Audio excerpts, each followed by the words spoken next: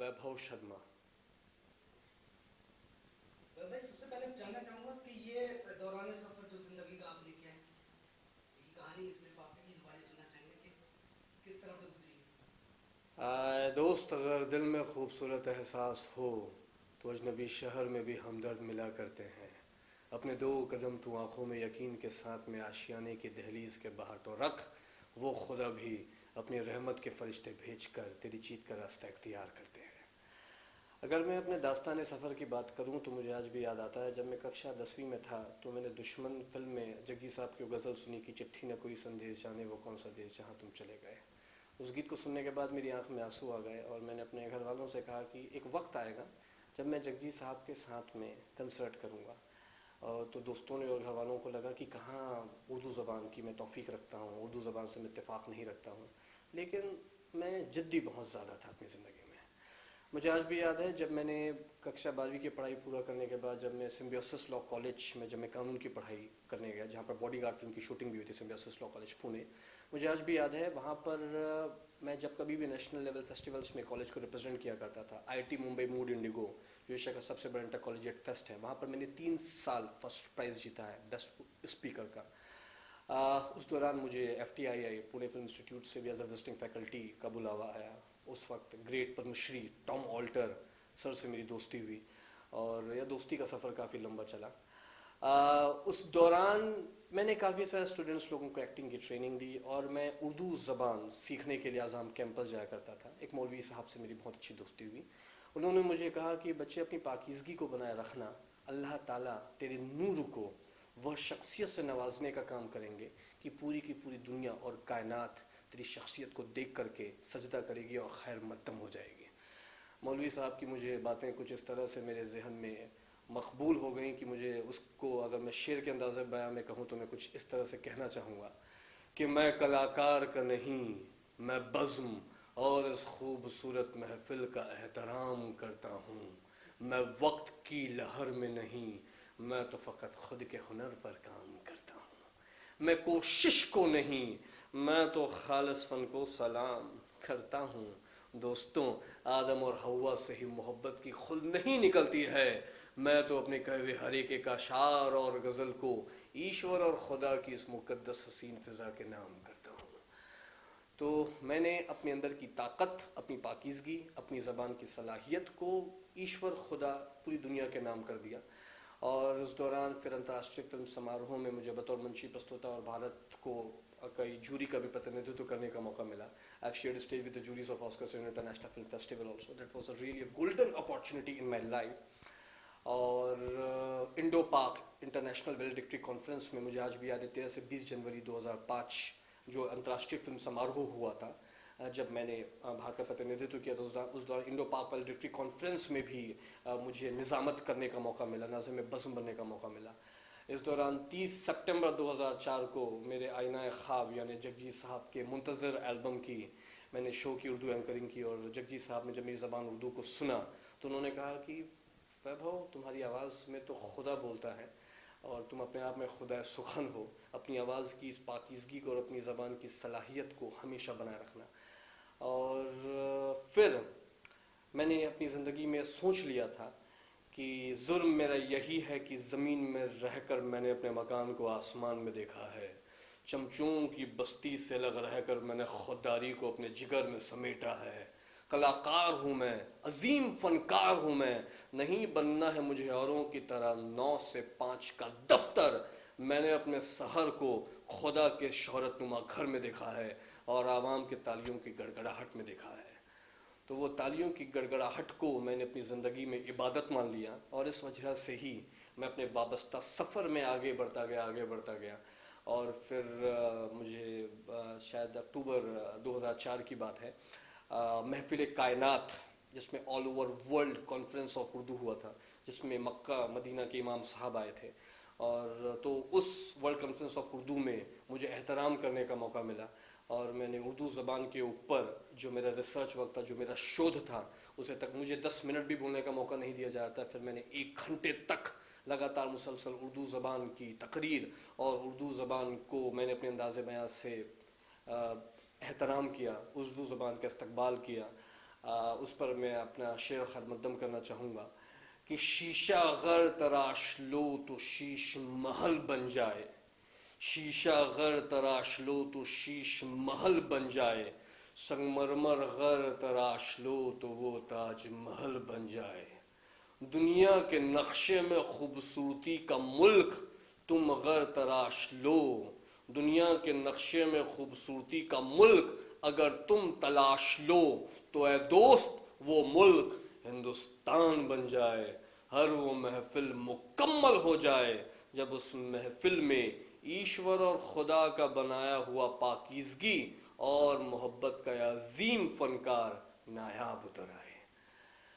उसके बाद world conference of Urdu अदब के उस कार्यक्रम में महफिल कायनात में जब मक्का के इमाम साहब ने मुझे सोने की तशनगी से नवाजा और उन्होंने कहा कि तेरी पुरनूर शख्सियत में अल्लाह के ज़बान और अल्लाह की रहमत की नूर मुझे दिखती है, इसे हमेशा बनाए रखना। तो उस नूर को ही मैंने बहुत महफूज रख के, अपनी शख्सियत के साथ रख के मैं आगे बढ़ा। और जैसा कि कहा जाता है कि अगर आप दिल से पाक साफ़ होते हैं तो ईश्वर और खुदा आपके लिए रास्ते बनाने का काम करते हैं। I am basically from non फिल्मी बैकग्राउंड। मेरे पूजनीय पिताजी श्री बसंत शर्मा जी एक बहुत अच्छे साहित्यकार हिंदुस्तान के रहे हुए हैं और हिंदुस्तान के बहुत अच्छे साहित्यकार हैं। विगत 40 वर्षों से वह काफ़ी सारी कविताएं, छंद, मुक्तक लिख रहे हैं। उनकी एक कविता है कि इस देश का हर जिम्मेदार नागरिक जानता है वक्त की ज़रूरत, भगत सिंह आज़ाद पैदा हों पर मेरे घर से नहीं। आज की तारीख में कोई भी इंसान कहता है कि क्रांति की शुरुआत हो, लेकिन वो मेरे घर से नहीं हो, पड़ोसी के घर से होना चाहिए। तो पिताजी की यह कविता कि भगत सिंह आज़ाद पैदा हों पर मेरे घर से नहीं, अपने आप में लोगों के मुहावरे में आ चुकी है। पिताजी ने बचपन से ही मुझे साहित्यिक प्रभाव मंडल में और अपने अनुशासन में और अपनी पवित्र वातावरण में पाला। और जब कभी भी मैं अपनी आदरणीय माता जी की बात करता हूँ, श्रीमती लता शर्मा जी, तो मेरी माता जी अपने आप में भारतीय परिदृश्य में अगर हम आदर्श भारतीय नारी की बात करते हैं, अगर हम मन के मणि में कोश से निकले हुए सौहार्द, मर्यादा की, सहनशीलता की बात करते हैं, तो मुझे ऐसा लगता है कि जो आदर्श भारतीय नारी का जो खूबसूरत प्रतिमूर्ति है वो मेरी माँ है। तो अगर मेरे अंदर कहीं ना कहीं सहनशीलता आई है, अगर मेरे अंदर कहीं ना कहीं खूबसूरती आई है, तो वो मेरे अंदर इम्बाइब मुझे मेरी आदरणीय माता जी से मिला है। और मेरे अंदर अगर शक्ति आई है, अगर ताकत आई है, अगर अनुशासन आया है, अगर विवेक आया है, अगर भाषाई प्रभुत्व आया है, तो वो मुझे मेरे आदरणीय बाबूजी श्री बसंत शर्मा जी से मिला है, जो उस देश के बहुत बड़े साहित्यकार रहे हुए। और उसके अलावा मैं मौलवी साहब का शुक्रिया अदा किए बिना मैं अपने आप को पूरा मुकम्मल नहीं मान सकता, क्योंकि उन्होंने मुझे मज़हब से उठकर, दुनिया से उठकर ज़बान उर्दू का अंदाज़ बयां सिखलाया। आज भी मुझे याद है जब मैंने उनसे कहा कि मौलवी साहब मैं ज़बान उर्दू सीखना चाहता हूँ, तो उन्होंने मुझसे कहा कि बच्चा तू तो ब्राह्मण है, पंडित है, तू इतनी खालिस उर्दू ज़बान कैसे सीखेगा।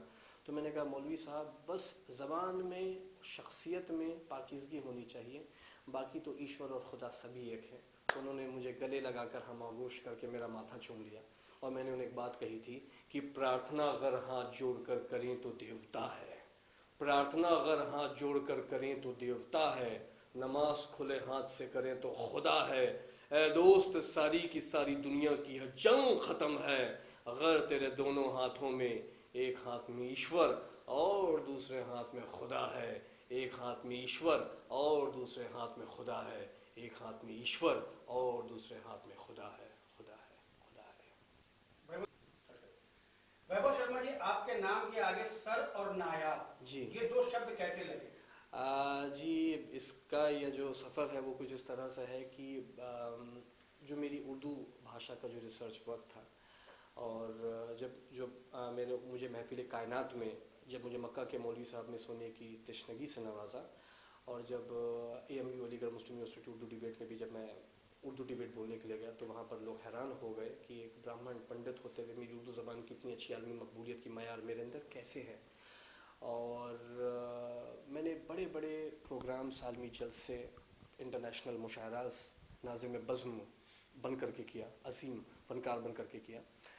तो वर्ल्ड कॉन्फ्रेंस ऑफ उर्दू अदब कमेटी ने 18 जुलाई सन 2007 को जुलाई सन 2007 को एक इंटरनेशनल कॉन्फ्रेंस किया, जिसमें उन्होंने मेरी शख्सियत को देखते हुए मुझे इंतखाब सर की उपाधि से नवाजा। और जो मुझे सर का जो उपाधि से जो नवाजा गया, उसमें मेरे लिए यह शेर कहा गया है कि दुनिया में वो लोग बहुत कम होते हैं जो अपने ख्वाब के लिए जीते हैं। जो अपने ख्वाब के लिए जीते हैं वही आवाम की परवाह किए बिना एक मुकम्मल इतिहास रचते हैं, और इस इतिहास को ही अपनी लफ्ज़ों की बंदगी में समेटे हुए जनाब वैभव जैसे पुरनूर फनकार हम सबको यादों की ज़िंदगी देते हैं। तो उसी जलसे में मुझे जुलाई सन 2007 में मुझे सर की उपाधि से नवाजा गया, और यह जो नायाब जो उपाधि जो मुझे मिली है, इस देश के हिंदी साहित्य के सबसे बड़े प्रेम और श्रृंगार रस के आदरणीय युग पुरुष, मैं बात कर रहा हूँ पद्मश्री पद्म भूषण आदरणीय डॉक्टर गोपाल दास नीरज जी की, जिन्होंने यह गीत अमर गीत लिखे हैं कि शोखियों में घोला जाए फूलों का शबाब, उसमें फिर मिलाई जाए थोड़ी सी शराब, होगा यूं नशा जो तैयार वो प्यार है। प्रेम पुजारी फिल्म का यह गीत आदरणीय वहीदा रहमान जी और आदरणीय देव साहब पर यह फिल्माया गया वह गीत। और कारवां गुजर गया गुबार देखते रहे, लिखे जो ख़त तुझे जो तेरी याद में हज़ारों रंग के नज़ारे बन गए, कन्यादान फिल्म का ये गीत जो डॉक्टर गोपाल दास नीरज साहब ने लिखा है।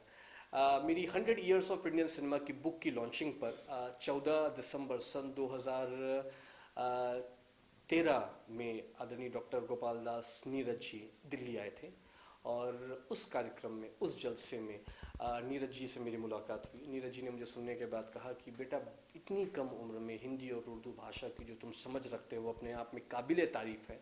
उसके बाद उन्होंने मुझे अपने लेटर हेड में मेरे जन्मदिन के खुशगवार मौके पर मुझे एक बहुत बड़ा तोहफ़ा दिया, और उन्होंने मुझे मेरे लिए अपनी अमर पंक्तियाँ लिख करके दी कि बड़ा ही खूबसूरत वो इंसान है, बड़ा ही खूबसूरत वो इंसान है, चेहरे में उसकी एक दिलकश मुस्कान है, हर महफिल की वो जान है, इंसानियत और मोहब्बत की वो शान है, वैभव वो नायाब हीरा है कि उसकी अजीम शख्सियत में मोहब्बत हिंदुस्तान है, मोहब्बत हिंदुस्तान है।